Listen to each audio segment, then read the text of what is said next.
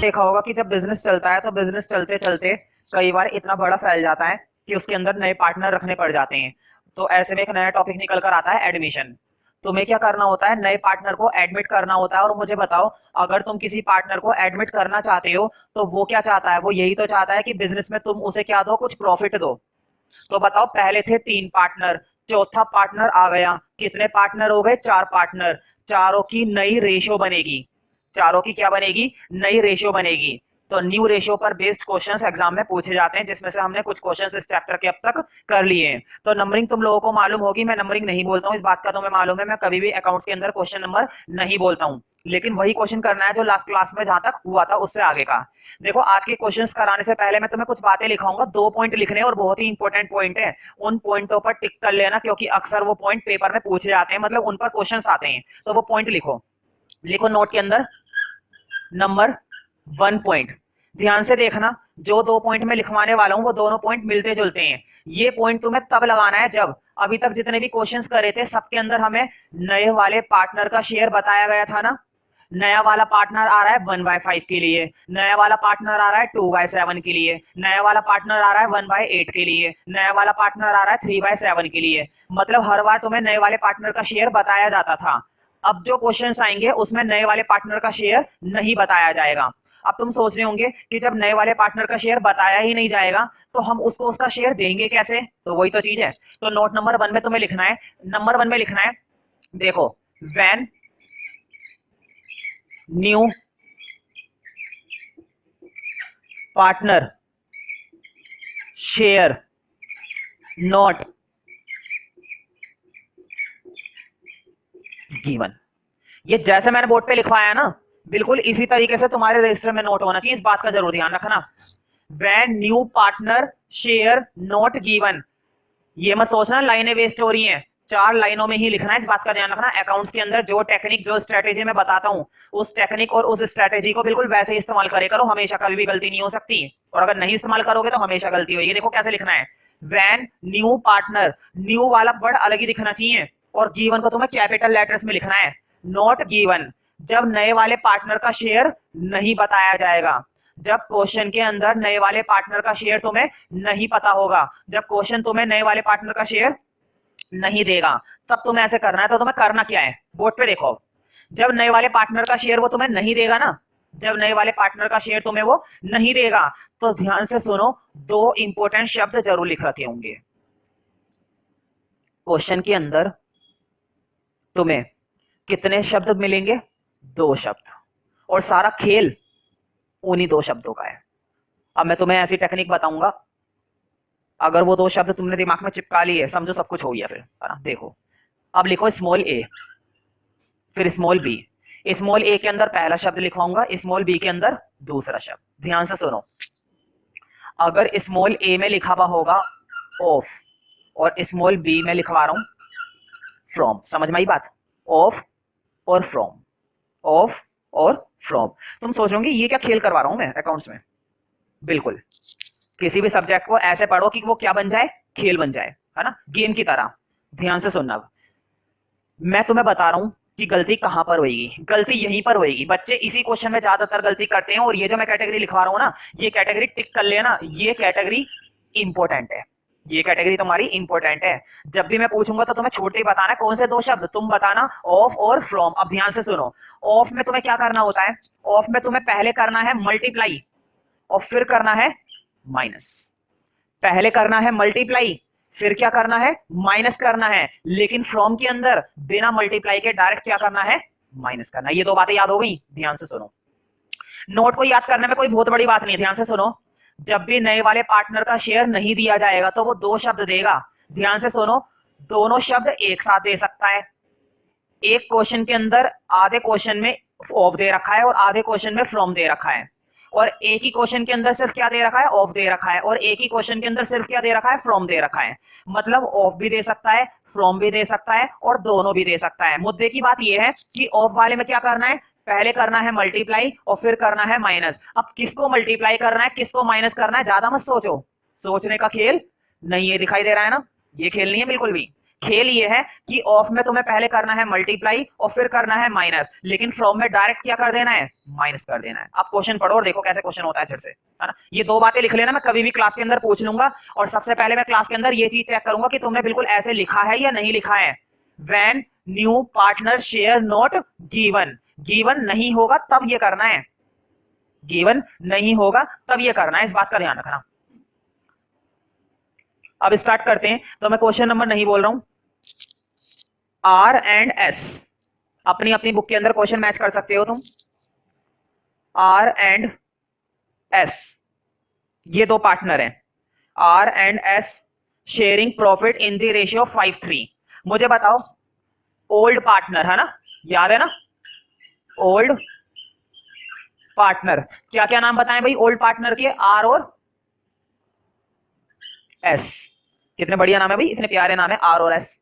अब लिखो इनकी ओल्ड रेशियो, ओल्ड रेशियो क्या बताइए, ओल्ड रेशियो इनकी 5:3। बहुत ही बढ़िया रेशियो है भाई, कमाल की रेशियो है।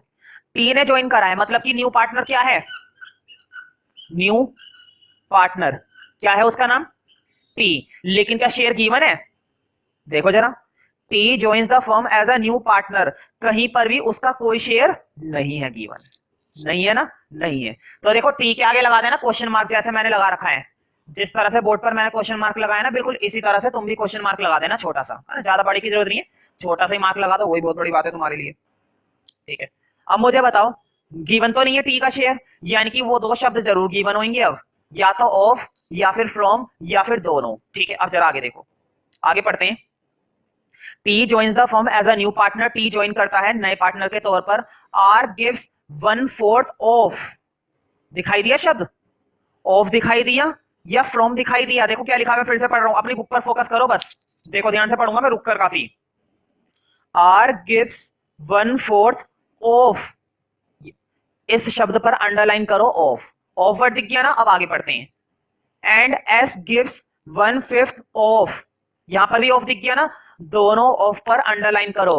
अब ध्यान से सुनो, दोनों के दोनों ऑफ भी हो सकते थे, दोनों के दोनों फ्रॉम भी हो सकते थे, एक ऑफ हो सकता था दूसरा फ्रॉम हो सकता था। मुद्दे की बात यह कि ऑफ में क्या करते हैं, ऑफ में पहले करते हैं मल्टीप्लाई और फिर क्या करते हैं, माइनस। अब देखना यह है कि कब मल्टीप्लाई और कब माइनस, और किस चीज की मल्टीप्लाई और किस चीज में से माइनस, है ना। देखो जरा, मुझे बताओ आर कितना ऑफ कर रहा है अपना, बोर्ड पे देखो, आर कितना ऑफ कर रहा है अपना, 1, देखो बोर्ड पे, आर ने 1/4 ऑफ करा है ना, जितना ऑफ बोले या जितना फ्रॉम बोले उसको लिख लो। आर ने कितना ऑफ करा है, 1/4, और एस ने कितना ऑफ करा है, जरा देखकर बताओ, एस ने कितना ऑफ करा है भाई अपना, एस ने ऑफ करा है 1/5 ऑफ। हमेशा मेरे कहने से ना अपने आंसर के अंदर ये ऑफ वर्ड जरूर लिखो, टीचर कभी भी इस चीज के मार्क्स काटेगा नहीं, वो बल्कि सोचेगा कि क्या टेक्निक लगाई आखिर बच्चे ने, जो उसे पता चल गया, आखिर वो कौन सा जुगाड़ था, है ना, उसे समझ में नहीं आएगा तो किसी को मत बताना। मैं अकाउंट टेक्निकल तरीके से पढ़ाता हूं, बिना लॉजिक दिए, बिना कोई फॉर्मूले दिए, लेकिन फिर भी दिमाग के अंदर फिट हो जाता है। किसी को बोलोगे ना ये मल्टीप्लाई माइनस का क्या चक्कर है, ऑफ का मतलब मल्टीप्लाई, फ्रॉम का मतलब माइनस, ये क्या चीज बात, ये क्या बात हुई, हमें तो नहीं बताया ऐसा, कुछ समझ में नहीं आएगा उस बंदे को। लेकिन तुम चुटकियों में क्या कर चुके होंगे, जब तक क्वेश्चन वो लॉजिक बनाता रह जाएगा और तुम्हारा क्वेश्चन हो चुकेगा, ठीक है। समझाने में टाइम लगता है, करने में टाइम नहीं लगेगा तुम्हें, सिर्फ समझाने में टाइम लगता है। अब देखो, आर ने कितना ऑफ करा है, 1/4, एस ने कितना ऑफ करा है, 1/5। मैंने बताया था पहले क्या करते हैं ऑफ में, मल्टीप्लाई और फिर क्या करते हैं, माइनस। अब देखो इधर देखना बोर्ड पे, पहले मैं करूंगा मल्टीप्लाई और फिर क्या करूंगा, माइनस करूंगा। मुझे बताओ आर ने कितना ऑफ करा है, 1/4, आर का पुराना कितना है, देखो बोर्ड पे, 5/8 बना लू, 3/8 बना लू, ठीक है। आर ने कितना ऑफ करा है, 1/4, आर का पुराना कितना था, 5/8, इन दोनों की करनी होती है मल्टीप्लाई। देखो आर के ऑफ की आर के पुराने से क्या करनी होती है, मल्टीप्लाई करनी होती है। ध्यान से सुनो बोर्ड पर, देखो ध्यान से सुनो, देखो तुम्हें आर का भी क्या निकालना है, न्यू शेयर, एस का भी क्या निकालना है, न्यू शेयर, टी का भी क्या निकालना है, न्यू शेयर। तुम सोच रहे होंगे टी का क्यों निकाला भाई, टी का क्यों निकाला, बोर्ड पे देखो, टी का इसलिए निकाला कि टी का दे नहीं रखा, टी का शेयर दे रखा है क्वेश्चन ने हमें टी का नया शेयर नहीं दिया, कोई बात नहीं, निकाल लेंगे, एंड में निकाल के दिखा दूंगा, समझ में आ जाएगा। पहले आर का और एस का समझ लो। देखो बहुत ही सिंपल है, पहले क्या करना है तुम्हें, मल्टीप्लाई, और फिर बाद में क्या करना है, माइनस। देखो बोर्ड पे जरा, मैंने तुम्हें बताया है कि आर ने कितना ऑफ करा, 1/4, और आर का पुराना कितना था, 5/8। बोर्ड पे देखो 5/8 की मल्टीप्लाई 1/4 से करनी है, मल्टीप्लाई कर दिया ना, अब करेंगे माइनस। बोर्ड पे देखते जाओ, 2 मिनट का खेल है बस, सिर्फ और सिर्फ कितने मिनट का खेल है भाई, 2 मिनट का, कोई बहुत बड़ी बात नहीं है, बहुत ही सिंपल सी टेक्निक में यूज करने वाला हूं, अगर ध्यान से इस्तेमाल करोगे तो वो टेक्निक तुम्हें बहुत ही ज्यादा पसंद आएगी। ठीक है, आर ने जितना ऑफ करा और आर का पुराना वाला, दोनों को तो क्या कर दिया, मल्टीप्लाई, है ना। 5/8 के साथ मल्टीप्लाई करा ना, 5/8 के साथ ही क्या करना है तुम्हें, माइनस।